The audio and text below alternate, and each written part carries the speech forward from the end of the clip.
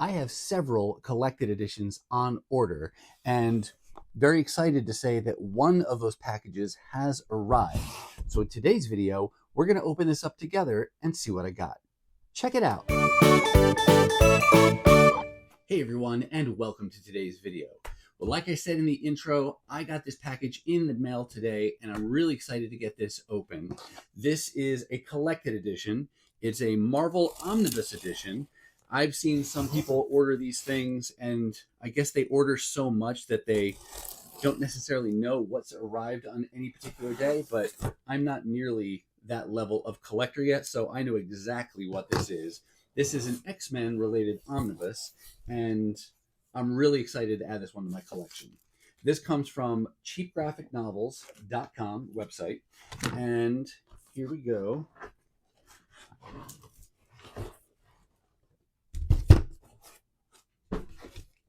X-Force Volume 1 Omnibus that just came back in a reprint. I don't know how many times this has been done, but this is the most recent printing of this omnibus. So let's go ahead, get the wrapping off of this, and take a closer look.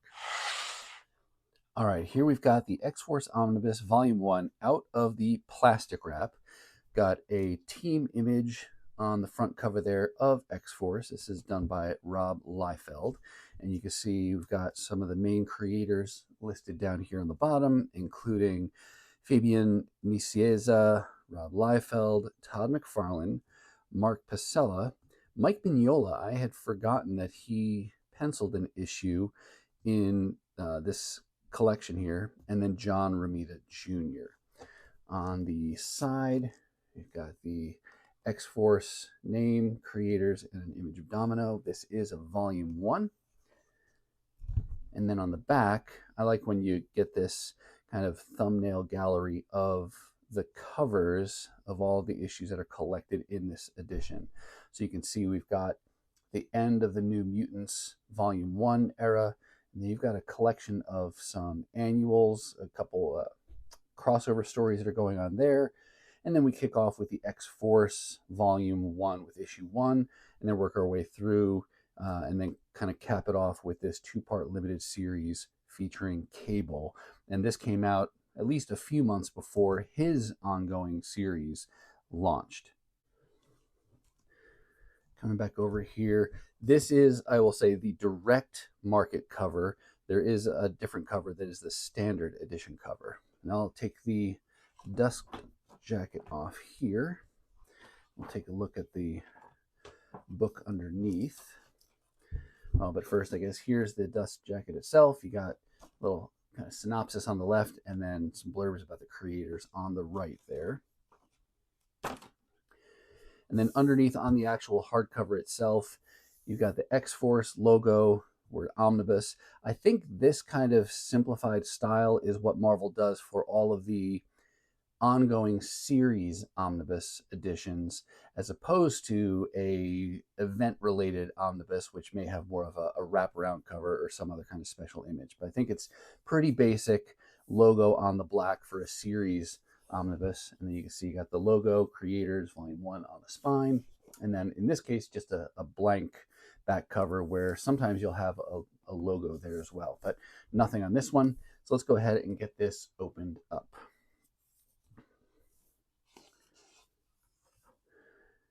Nice title page there. And I love the extra art that you get both in the front of the book and especially in the extras in the back of the book. It's one of the nice bonus features about getting these issues in an omnibus edition like that.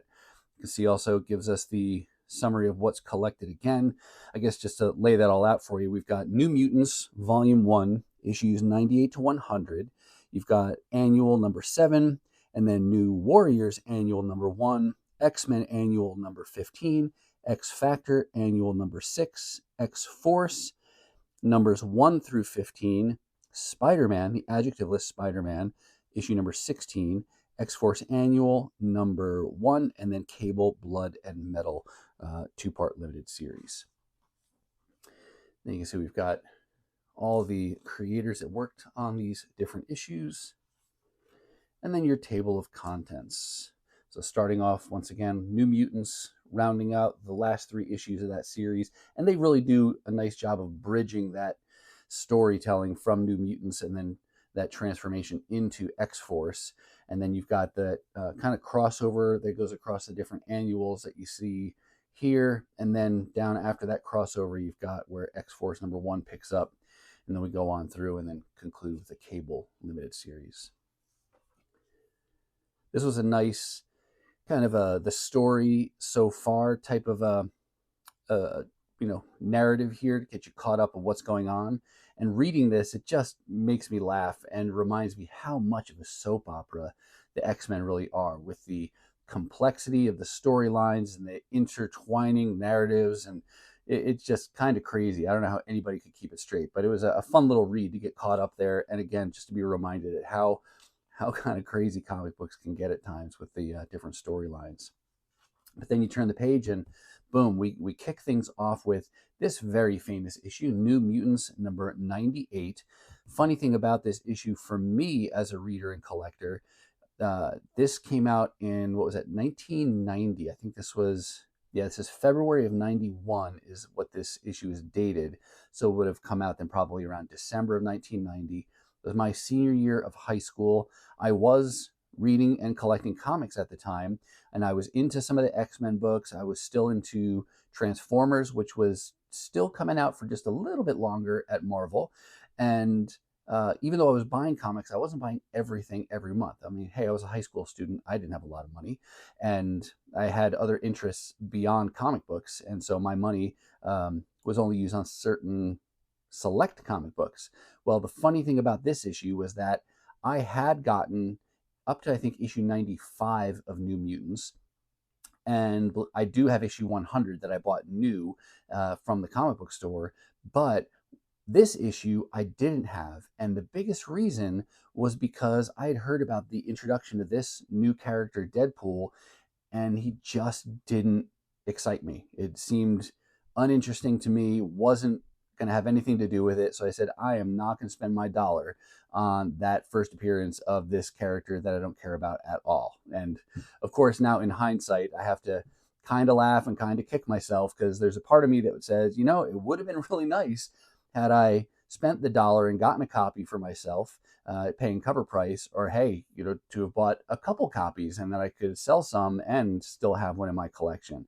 But at the same time, I'm not terribly disappointed, because it does kind of reflect back to the purity of collecting and saying, I'm not going to spend money on a character or a story or something that doesn't interest me. I'm only going to spend my money on things that are interesting. I wasn't thinking about the long-term value and things like that, or what might or might not become a key book.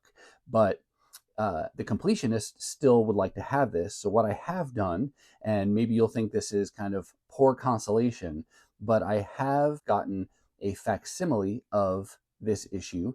And then now, of course, I have it in oversized representation here in this omnibus. So I'm happy that I have the story, happy that I have the volume completed. Of course, it's not an original printing, but that's okay. I don't see myself ever being in a position of wanting even to spend hundreds of dollars to get an original copy of New Mutants '98, but very content to have it here in this omnibus format. But in addition, don't want to overshadow it too much. In addition to getting Deadpool first appearance here, you get Domino and Gideon as well. But we kick things off here in New Mutants '98, really a time when the New Mutants team is kind of falling apart.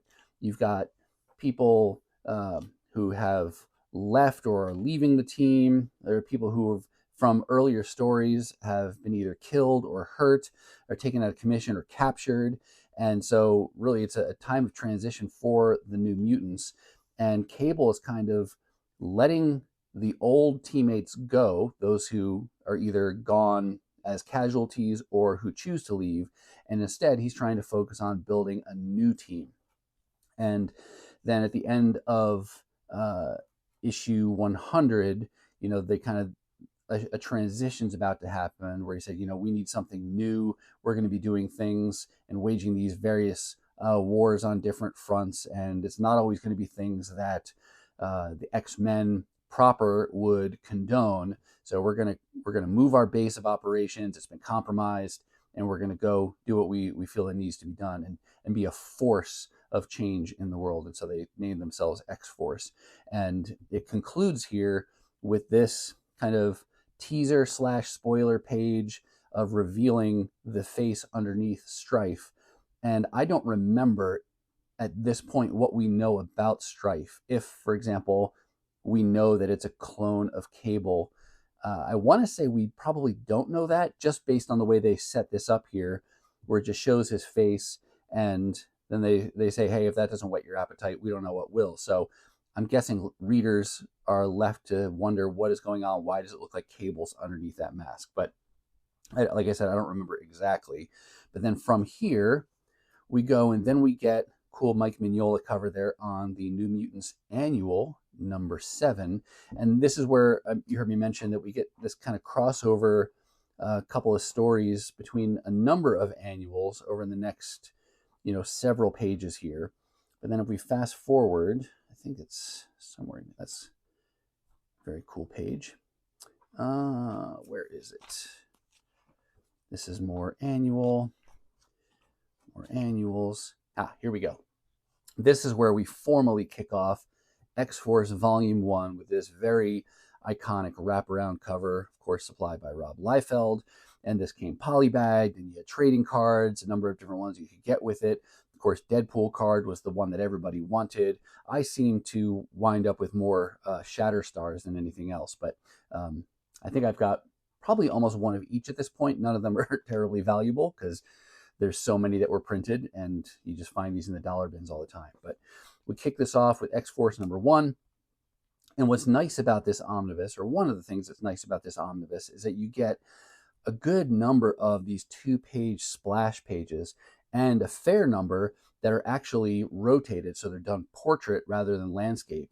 In fact, there's 2 whole issues that are penciled that way, and that made that extra appealing for me to want to get this particular omnibus, just to be able to get that iconic art in oversized format like that.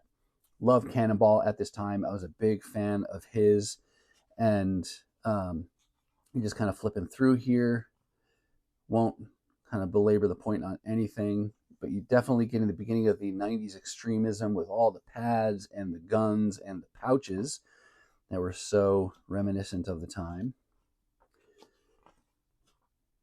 Here we get Deadpool's second appearance there. He just makes that one appearance in 98 and then not again until X-Force number 2.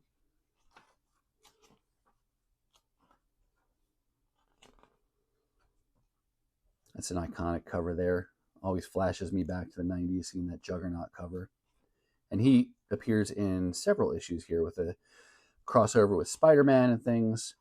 There's a page in here I wanted to show you, and I don't know if I'll flip to it kind of by happenstance. We'll see if I come across it. But I have never called myself an artist, but I definitely spent hours at this time when I was in high school flipping through the comic books that I had, really appreciating some of the artists of the time, like your Todd McFarlane, Rob Liefeld, Jim Lee, and I would try to imitate and copy panels from the different comic books that I had. Here we get into Spider-Man number 16, and this is the last issue that Todd McFarlane worked on before he went over to Image. And this is one of those that rotates the art so that way it's portrait. And there's a great example of one of those double-page splash images that we get from a comic like this. So cool. So big, so extreme, but I love it. Just how bright it is, how big it is, how dynamic it is. These are the panels that I was referring to before. I remember specifically sitting down trying to draw this image here and this image here, even down to like copying the spittle there in Cannonball's mouth. But loved copying Todd McFarlane's art. I always thought that his eyes, especially like in a face like this here, how kind of easily identifiable they were, or down here like in Juggernaut's face. But great issue here. All nice portrait arts orientation. Like the contrast and size between Spider-Man and Juggernaut there. I remember that too. Just looking back at these panels is such a flashback. because I started collecting in 1987, and so this is 1990, 91 kind of era, and I was definitely all in on reading and collecting comic books and loving every minute of it. Speaking of iconic panels, this right here is iconic, and I don't even think I knew it at the time. This seemed graphic enough as it was, but this is the edited version. The original was too graphic for the Comic Code Authority, and so Todd McFarlane had to redraw it, and so you get the hint of what's about to happen here with the sword coming in at Juggernaut's face, and then of course it stabs him, and then you get told that he gets stabbed in the eye, but then of course a panel later he's already healed. And they will actually include that in the extras in the back where they show you both the before and the after images, and they put that in a Marvel age. So we'll get to that when we get there. There's a really great shot as well. Another great 2-page splash in portrait, so it's nice and large, like almost like mini poster size. It's great. And then X-Force number 4 does the same thing. This one, of course, Rob Liefeld rather than Todd McFarlane, but more great sideways art. Super, super cool. All right, now I'll turn things back this way here. As we go through this, I said that Todd McFarlane's last issue on Spider-Man was that issue 16. Rob Liefeld makes his departure from Marvel, I think somewhere in here, because you'll see he's the plotter and artist for most of these issues, but then at some point, like in the early teens, he ceases to be the artist. He just does the plotting, and then his name disappears altogether. And writing is taken over by Fabian Nicieza, and then we get another artist, I forget his name now, Pasella, who takes over, and he has a very Liefeldian kind of style to his art.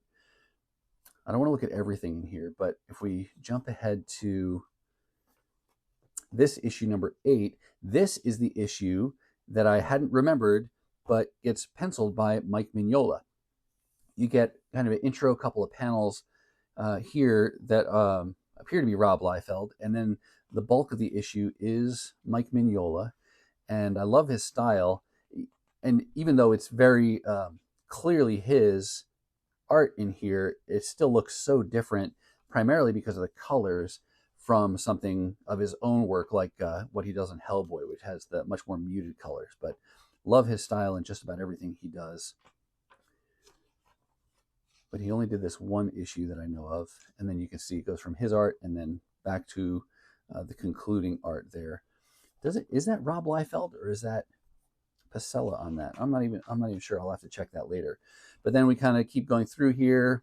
A little more Rob Liefeld, issues 9, 10, 11, 12. Well, that's kind of a strange looking face on Cannonball there. But work our way through. Domino, Deadpool. Somewhere in here, I think it is where it changes. Maybe it's issue 13.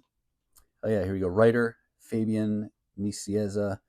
Mark Pasella doing pencils. Dan Panosian doing inks. So Rob Liefeld has left the book at this point, and maybe left Marvel. I don't know if he did anything else outside of this. Then we kind of finish up some more X-Force here. This one was interesting, and I had totally forgotten this, but on issue 15 here, we actually get a new series artist, Greg Capullo. So down here, I was looking to see who the artist was earlier, and I saw, all right, Fabian Nicieza does the writer. Well, then you'd expect to see the penciler next to it, but it jumps right to letterer, colorist, etc. And that's because they wanted to make more of a big deal out of Greg Capullo joining the book here on the far right there. So he joins the book here, and that's really cool. I've liked his art style on far newer things. I just finished reading, for example, the Scott Snyder and Greg Capullo omnibus editions on Batman.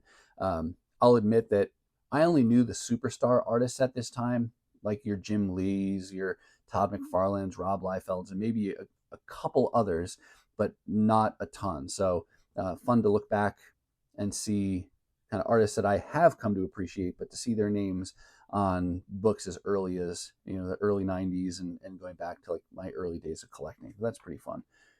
And so you get Greg Capullo art here. Domino looking tough there. Cannonball.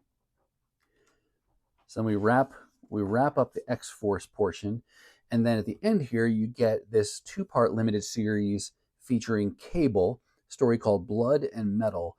This one's also written by Fabian Nicieza, but drawn by John Romita Jr.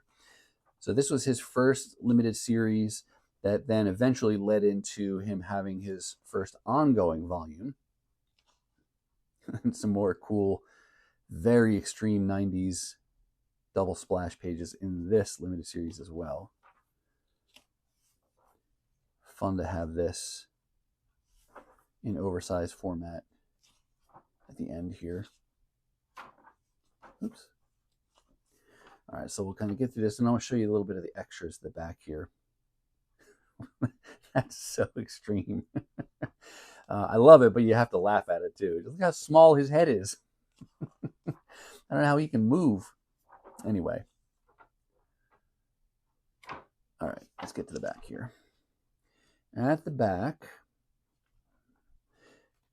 once we get the end of this limited series, here we go, then it gets into the extras, and we've got first these pages that are kind of like trading cards, or to my mind, I always think of the tech specs from Transformers that give you a blurb about the character, and we get the image. Unlike a tech spec, this doesn't give you any kind of stats on their strength, agility, and those kind of things. But these came from X-Force #1, kind of a layout, or a rundown, I should say, of the members of the team.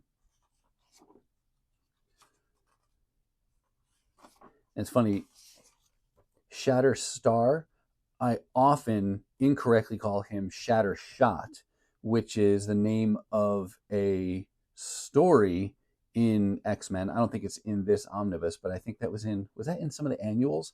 But such an easy misspeak for me to call him Shattershot instead of Shatterstar. I have to consciously think about it to call him the right name.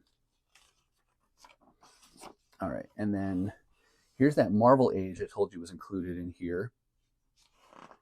I got lucky and found this in a dollar bin. I don't think it's terribly valuable, but I don't see it very often. It's great cover, cool X-Force stuff included in here, but you also get this. That's the before and after image I mentioned before. This is what Todd McFarlane originally drew, with the sword stabbing Juggernaut in the eye, but Comic Code said, too graphic, change it. So they changed it to this. And I don't know if I said this before, but this little blurb up here says that they could include it in the Marvel Age comic because that is not a Comic Code periodical. So they could put that image in there. So that's kind of cool that we get that preserved.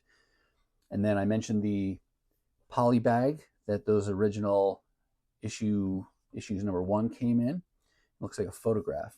I have a few of these still in the poly bags. Not valuable, but I still have them there.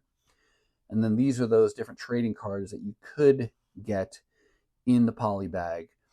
Like I said, everybody was looking for Deadpool. Most of the ones I got, I think, were Shatterstar. And then you get just a variety of other images here. These are other trading card series that were done at different times. A couple images from the Marvel swimsuit editions. Man, so 90s. Everything about this image, from her hair to the sunglasses, even the style of the bathing suit. Even got Cable in the background sporting some swim trunks and gloves, of course, goes with his swim trunks. I mean, look at Cannonball's hairstyle. I mean, it screams 90s, although as someone who lived through all of the 90s, I don't think I knew anybody with a hairstyle like that. But yeah, 90s, very much so. And boy, I totally crushed on Boom Boom back in the 90s as a teenage guy. So nostalgic seeing these images. You got some black and white images. Some of these come from different collected editions or ad pieces that were done around X-Force. That's a cool 2-page spread there. I don't think I realized, this is New Mutants 100, the last issue from that volume. I have a first printing of that, which was is it like a purple background? But then I didn't know there was a third printing. I thought it was just that one and then a second printing. I have one of these. Mine actually might be this one, which might just be a third printing though in my mind I always thought I had a second printing, but it looks like the second printing was gold and then the third printing was silver. I'll have to check my my actual copy and see how I have that loaded in CLZ, but never knew that there were 3 printings of that. Here's that X-Force magazine. I found a copy of that in a dollar bin last year, so that's a fun find. Great cover image on that one too. And there, of course, is that iconic number 1. X-Force and Spidey. Sabotage. It's from the annual. Was that annual 7? The image is from annual 7, but this specific one is New Warriors Classic Volume 2. Also, maybe that was the New Warriors annual. I don't remember, honestly. There's that iconic cover again.